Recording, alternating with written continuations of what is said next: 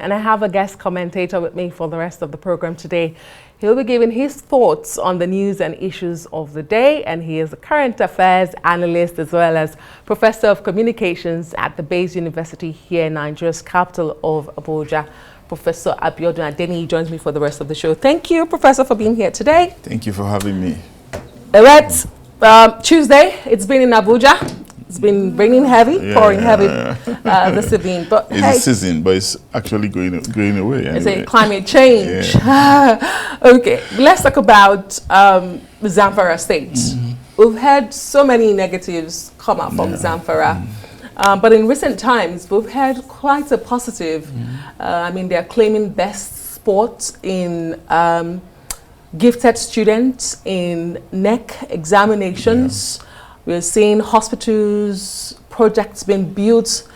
And I've spoken to the governor for the past 14 minutes. What have you watched the interview and what you made of that interview? What the governor said? Were you able to relate that he's able to balance the insecurity and development in Zamfara State? I think the interview was quite revealing, you know, hearing from the chief security of the state, who is also the chief salesman of the state. I think he has done a good job, you know, trying to let us know that it's not all about negative stories, you know, that there are actually development strides going on in the place, you know. Before now, it was actually difficult for some of us to believe that Zamfara is not all about banditry, kidnapping, armed robbery, roguery, you know, all of them coming out of long years of neglect, deindustrialization, and the fact that the state is contiguous, shares border with some other states, including Niger Republic to some extent, you know. The fact that it's a state where we have infiltration of foreigners coming to commit criminal acts in this country, you know. And that has been the image that we had before now, but of course, he did a good job telling us it's not all about that. You know, things are improving, and the fact that development strides are going on from his effort, essentially in the last 1.5 years or so.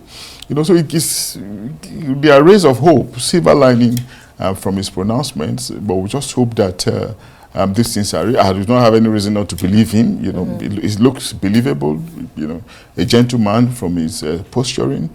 And we just hope that these things will be sustained.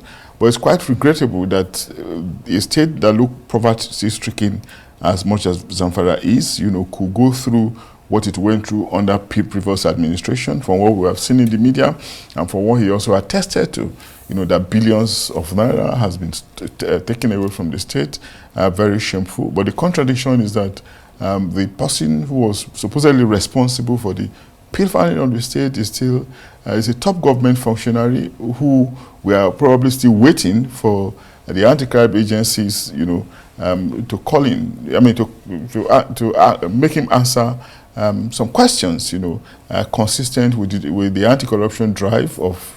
You know, of maybe the agencies, you know, the anti-corruption agencies consistent with their drive, you know, and the yearning of the citizens, you know, for transparency and accountability in government. You know. Indeed. A lot to be done, a lot of mileage will be achieved by the government if they ensure that, you know, there are no sacred cow in getting people to be accountable for their services.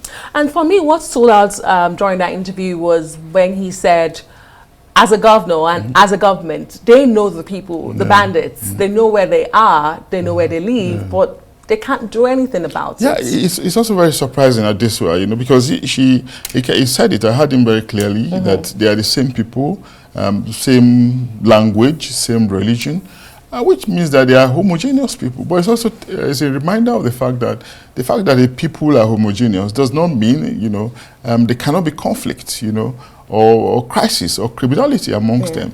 Homogeneous people can be disaggregated by poverty, you know, by income group, you know, by neglect, you know, by deindustrialization, and of course by ignorance, you know. So what it means is that sections of the population, you know, have been abandoned, they've been excluded from the economic brackets over the years.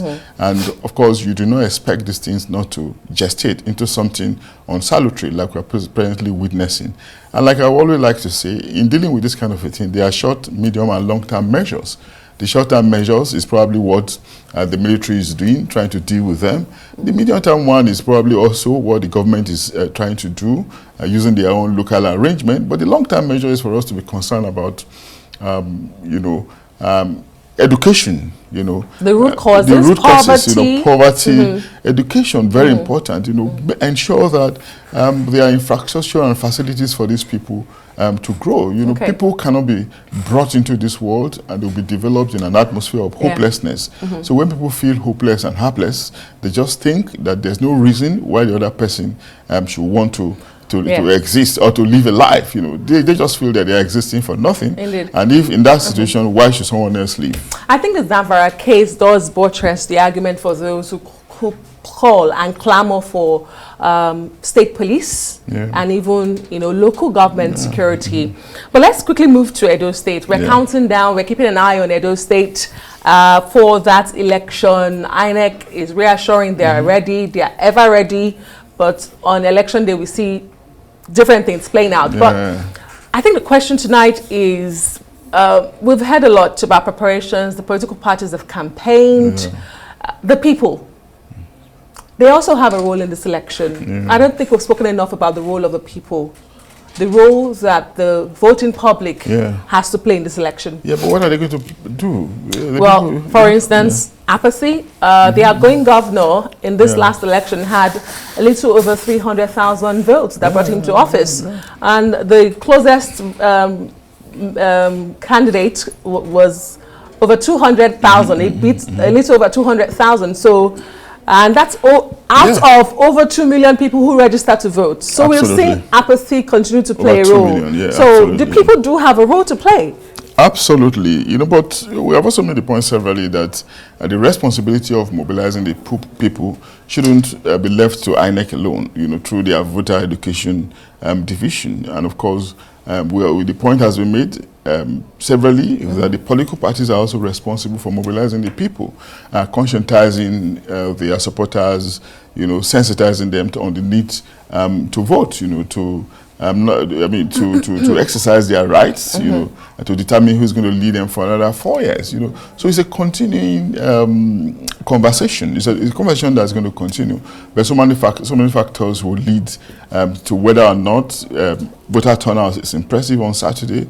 One, some people might just be afraid that there might be violence, Secondly, some people might just assume that candidate A or candidate B or C will win, so why should I bother, And sometimes some people, unfortunately... And that's the wrong notion. Of course, people are largely feeble, fickle, and sometimes ignorant. That's why they need continuous sensitization, continuous education, the creation of the right awareness, so that they will know that their ability to vote is an opportunity for them to, not just to boost their self-esteem, but to demonstrate their rights, as citizens, in the determination of what happens to them in the next 4 years through political office holders, as the case could be. So it's a continuous process once again, but I'm not going to be surprised if voter turnout is once again not satisfactory on Saturday. But at the end of the day, you know how we are. We're just going to be concerned about the outcome, who wins and who loses, and sometimes again, how the process is going to be tribunalized, how there will be a resort to the judiciary. But overall, I think we'll be happy if it ends up peacefully. Indeed, and that's a good place to draw the curtain tonight. Thank you so much, Professor Abiodun Adeniyi, for your analysis. That's it on this edition of Arise Prime Time. Do join us again tomorrow from me and the entire team here in Abuja. Goodbye, and thank you for watching.